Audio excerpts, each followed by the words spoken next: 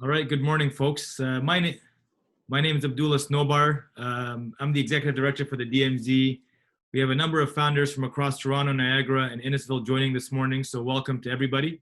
We're happy to have Ryerson's president and vice chancellor, Dr. Mohamed Lashimi, on the call as well, and we just had a quick pre-call with the minister right before this. So let's get started.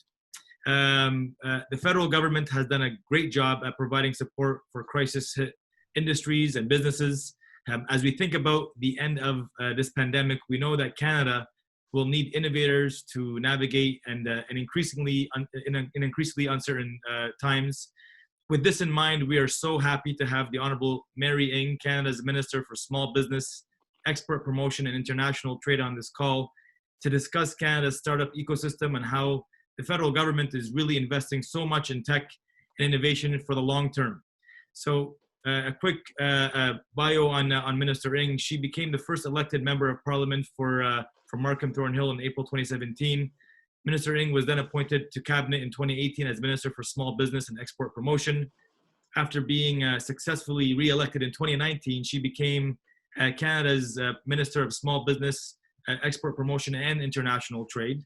And prior to serving as MP, Minister Ng served as the Appointments Director for the Prime Minister's Office and oversaw the creation, and this is a great nugget for all the founders on this call. She saw the creation of the DMZ during her time at Ryerson University. So that being said, Minister Ng will be making some opening remarks before jumping into questions. So Minister, welcome. I hope you and your family are safe, and the podium is all yours. Thank you. Thank you so much, Abdullah. And it's great to be here with you. It's really, really great to be here with President Lashimi. I feel like we are back here, back with family, quite honestly. I, of course, do many of, I do a lot of talks right now with businesses all around the country. And when I knew I was doing this one with the DMZ, it just brought back, a lot of heart for me. It was such a special time at Ryerson, and to see the DMZ where it is today. I just want to thank President Lashimi. I want to thank Mohamed for your extraordinary leadership. It's where it is today because of your incredible dedication and commitment to the founders and the starters and the startups and the alumni who continue to stay connected and contribute to the DMZ ecosystem and indeed to the Canadian economy and the economy of the future. So during this during this time of the global pandemic, it really has been challenging and tough for so many businesses across the country. And right from the very beginning, we promised to listen to and to keep working with Canadian businesses and entrepreneurs to make sure that you're supported during this time. And I've said this consistently, the Prime Minister has, my cabinet colleagues have. We're going to keep doing the work and we're going to keep working together, and no option is off the table, because nothing is more important to us than making sure that our Canadian businesses continue to get the support that they need to weather through this very difficult time.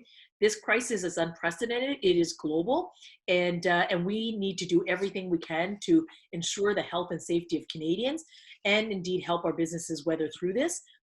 So it's incredibly challenging, and I just want to acknowledge that because we know, and we absolutely know, because we are talking directly to you and you're talking directly to us. So many of the measures that we have put forward as a federal government have been in direct response to what we've heard from businesses, and from those new businesses like yours, from founders, from those that are in the very high growth and before COVID-19 were firing at all cylinders, getting investments, raising capital, hiring people, developing and just contributing. And we need to make sure that in this period that businesses in Canada are supported, including the founders that are here today, and those that are and indeed across the country. So we've done a number of things in response to businesses. I won't go into them in detail. We can certainly follow up in doing that, but they fit into three large categories of what businesses told us.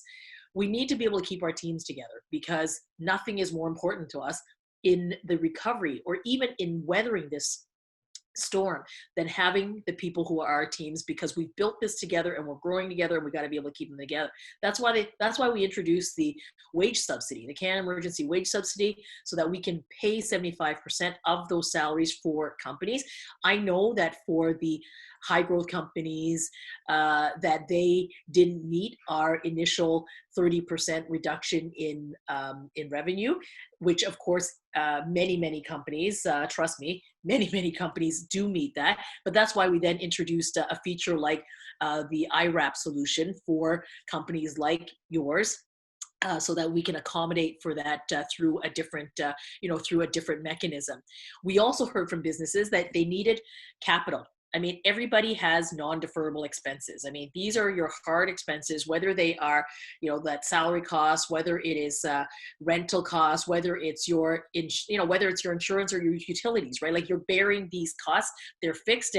And while COVID-19 has caused a shock to, to revenues, or to, to the growth trajectory that you may have been on, you still have to pay those expenses. That's why we introduced the Canada Emergency Business Account. It's a $40,000 interest-free loan. And of course, we've made adjustments to that. $10,000 of that, by the way, is forgivable if you are able to pay that back, the loan back, by the end of 2022. So that's 2.5 years away from now, but a $10,000 forgivable portion of the $40,000. And this is to help businesses meet those obligations during this time. And we wanted to, we've also made adjustments, right? I mean, typically government talks to a lot of businesses. We talk to Canadians, and then we sort of, go out and create policy solutions. Here, in response to this pandemic, it was, let's get the help out to people quickly. We needed to do that, but we've also been listening very intently, and we've been flexible and making sure we can make the adjustments along the way. So just a few days ago, I announced, along with the Prime Minister, that we have expanded the criteria for the Canada Emergency Bank account. So it means that for the sole proprietors and for those businesses that don't necessarily meet the $20,000 threshold, but that you have non-deferrable expenses, you have to have filed tax returns, and you have to have non-deferrable expenses. So it's those, it's those fixed costs that you have, that you need that emergency cash flow in order to meet those obligations. That's why this loan is there. So we've expanded that criteria. So far, without the expansion of the criteria to those businesses, 620,000 businesses in Canada have already got this loan. So 620,000 businesses. So we know it's working. And with this expanded criteria, I know it's going to help thousands upon thousands more businesses. So I think that is good. Commercial rent assistance is also what we heard from businesses, especially in places like the Greater Toronto Area. And so that the application for landlords is opening up on Monday, on the 25th of May. And we're encouraging landlords to please, we've all done extraordinary things as Canadians. Canadians have made a sacrifice to keep everybody healthy, to flatten this curve, and we've made progress. Everyone has been in this together, literally everyone. It's remarkable for me to see how people have leaned in and been the Canadians that we are, and that's extraordinary. So I'm asking landlords to be that. We worked with the provinces because, of course, rent is not an area of federal jurisdiction, but guess what? Entrepreneurs and businesses and your success is it's on all of us to make sure we work together to help you get through this. So we work with the provinces and territories. So we do have a program to help provide 75% relief for rent for those companies that are significantly impacted, that have seen a 70% reduction in their revenue. And they are there. So we want those companies to get helped.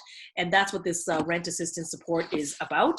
And then I guess maybe finally, making sure that we kept costs low for business was what they also asked us for. Right at the very beginning, we deferred the GST, HST, customs duties payments. Just to give you an order of magnitude about how many companies that's helping. It's helping 3.2 million companies. And it's equivalent to a $30 billion interest-free loan for companies across the Canada who can take advantage of this just by deferring those payments to us, so that you can keep that extra little bit of cash flow in, to work with. And we know that that's been important. Keeping costs low for companies is what businesses have asked us. So that's how we responded. And And I know that there's more to do, and we will continue to do this work. We're going to have to continue. We are going to have to continue working together. The work isn't done, and you have my commitment as the minister responsible for small businesses and for international trade that we're going to keep working together, listening to businesses. And I work very closely with my colleagues. We are taking a whole of government approach because your success is our collective success as Canadians, not only in protecting the health of our fellow Canadians, but also in ensuring that the economy and that restart in the economy is one that that enables our businesses to, to be supported to get on that road. So maybe with that, I will stop because I know we, in the interest of time, we should get to a conversation and some questions. So with that, Abdul, thank you so much. And it's great to be back at the DMZ. Thank you very much, Minister Ng. And I got to say congratulations on all the accomplishments this far. You and your government have moved incredibly fast to make these programs available to companies, obviously in very difficult times. And the best part is that you've listened along the way and you've made adjustments where need be. And that's exactly what's needed in such difficult times. So thank you. And I also got to say thank you for extending, for example, the wage subsidy programs for an additional 12 weeks and for extending the emergency business account for employers with contract workers as well. Those are things that even our companies were speaking to, and you listened and you made it happen. So thank you for that. We've taken a number of questions from startup founders today, and we're going to hope to get through as many as possible, but we also have the Q&A icon on the bottom of the screen. So if people want to ask questions, feel free to ask it there. That being said, Minister, we know you're going to be on a tight schedule. So whatever we don't get to today, we will work with your office to have them addressed at a later time and send it out to all the founders on the call. Absolutely, that's great. So Canada's technology startups are part of a very vital ecosystem of companies that were leading the country in job creation and economic growth. These companies are not just a nice to have, they're really an essential part of the 21st century economy and enablers of a strong, sustainable growth for Canada. So unfortunately, a lot of these gains that were made are also being quickly undone to some extent, which is and there's some necessary measures that need to be put in place that your government has been doing already. Minister, many economists are actually suggesting that there will be a wave of small businesses that will inevitably shut down permanently. Our fear is that one of the many of these businesses could be $1 billion company that would have, that could have come and now is gone, and simply because we weren't able to, or simply because of COVID-19 and many other effects. How will your ministry look at supporting small businesses' survival and the growth for the long term? Absolutely. That, the way you just described it is what I think about every single day, every single hour of the day. Of course, given COVID-19 and the severity of it and the unprecedented nature of this, we've had to focus, of course, on making sure that businesses are supported and all businesses are supported across the country, from coast to coast to coast, in all sectors. So the measures that I talked about earlier meant to ensure that during this time, there is that bridge to be able to help businesses just manage through this period so that they can have a fighting chance, of course, at restart. I mean, my job is to protect as many jobs as possible, to save as many jobs as possible, and to save as many companies as possible. That is the job. That is what I wake up every single day thinking about, and I go to sleep every single night thinking about that. And in doing so, you're absolutely right, making sure that we also don't lose the gains and the competitive and the strategic advantages that we have made, and the investments that we have made as Canada in our incredible innovators, in our incredible entrepreneurs who, like you said, it could be that unicorn that is being developed now, and how do we make sure that they are supported? So these measures have been put in place with that in mind, because we know that if we can help you keep your employees together, we help you with those operating funds to bridge through this period and to keep talking to us about the ideas that might be needed. We know that during this time, accessing capital is going to continue to be an issue. And for those high growth firms, risk capital, it's why through the Business Development of Canada, like BDC, there is they've been working really hard to work with organizations like the Canadian Venture Capital Group to ensure that risk capital continues to flow, and to do it in a way that allows us to help with to help with that risk. I mean, with that raising of of that capital. So we are working sort of on parallel tracks that way, keeping our businesses, helping them through this time, but making sure that in doing so, they actually have that fighting chance to make sure that they can be that potential Canadian success story that we've also worked so hard pre-COVID-19, and candidly post-COVID-19, into post-COVID-19, whenever that will be, and into this restart journey. This is absolutely what we are going to continue to do. Great. Minister, there's a lot of folks asking about whether or not your programs will be extended if need be beyond the limits right now, and is that something that your government's still exploring? And are there going to be additional programs supporting, for example, women-led companies in Canada? Yeah, absolutely. I mean, we've extended the wage subsidy until the end of August, and we're looking at that. And we're actually talking to businesses as well during this period about what it might need to look like beyond. And COVID-19 has been experienced differently by in different parts of the country. So naturally, you're seeing restarts in different phases differently in different parts of the country. But the federal government has worked with our provincial and territorial counterparts so that we can stay coordinated, because what is really important, and I hear this from businesses of all sizes, that a responsible start is going to be what is necessary, because business confidence is going to matter, consumer confidence is going to matter, and the health of Canadians and the economy are linked. They are more linked than ever. So public health guidance and how to ensure that we live in a world, operate in a world during COVID-19 while we still don't have a vaccine, for example, for the disease, and making sure that we don't, that all measures around containing this and not spreading it. We've made, like I said, as Canadians have made incredible sacrifices along with our businesses. And we made progress as a result of that. We can't lose that progress. So we have to be able to work hand in glove with health. But it just simply means that we have to keep working with businesses. You need to talk to us. We need to talk to each other so that we can look at the measures that need to be available and how they need to be available. How they might be scaled down, for example, as we get into this restart, so that we really are helping companies through this. But I'm going to take the approach like I've always taken, including the measures that we've already introduced. I'm going to talk to businesses. Businesses talk to me. I talk to them. You are the ones who are going to be able to give me the solutions for what you need to be prosperous, what you need in this restart. So I would encourage that to continue. I say that to businesses all across the country. I say that to chambers. I say that to business organizations.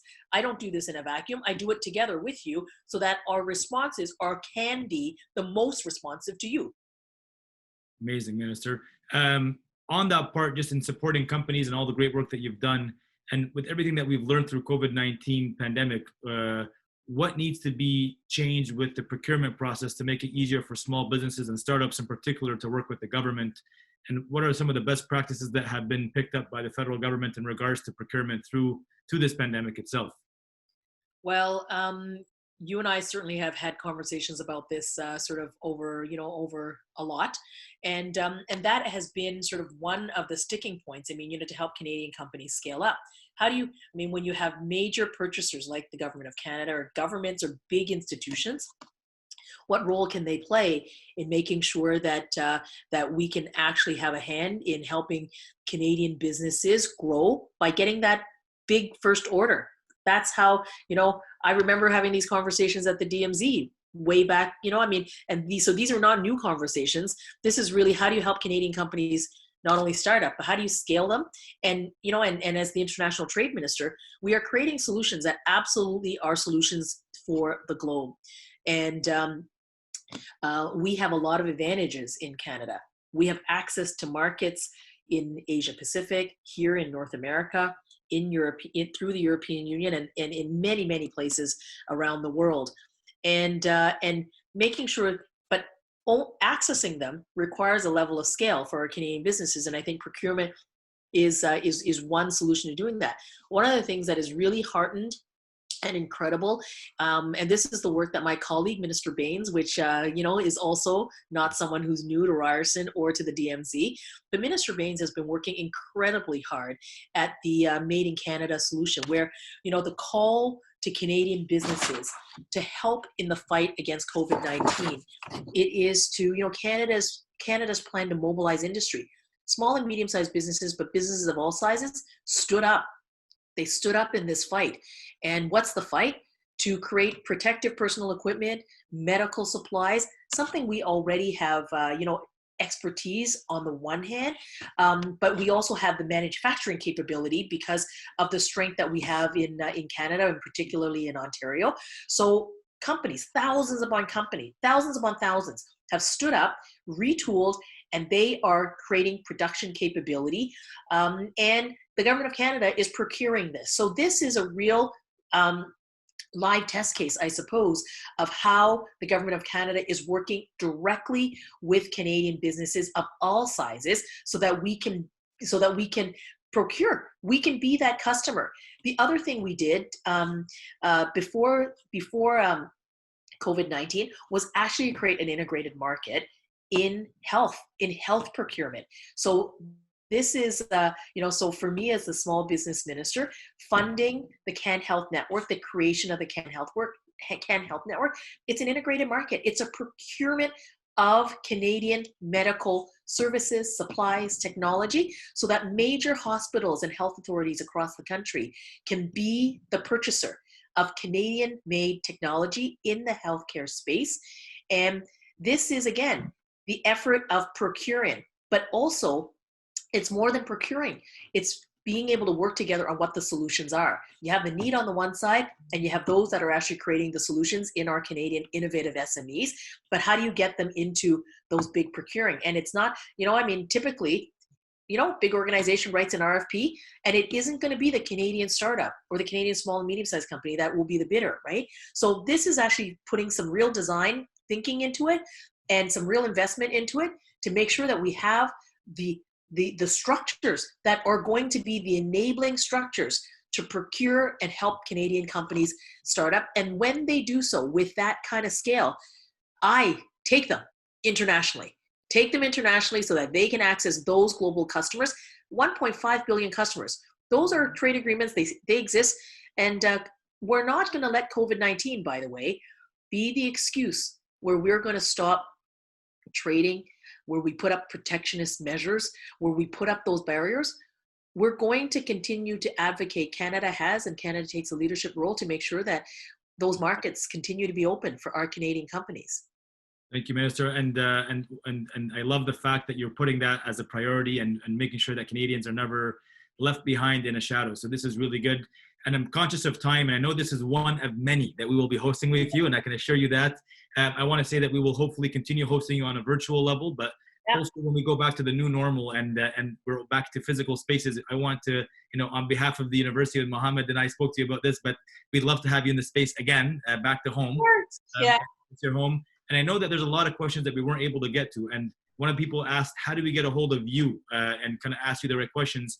I know that you've shared contacts for your office that we'll share as well with all the entrepreneurs and founders. So I just want to say a big thanks to you again. We can't imagine how busy you are at this time, but we appreciate all that you've done for our companies, for the province, for the country, to really continue allowing people to operate and maintain their livelihoods. So a big thanks to you, and we hope that anything that we can do to support you, you reach out and let us know. Mohammed, anything on your end?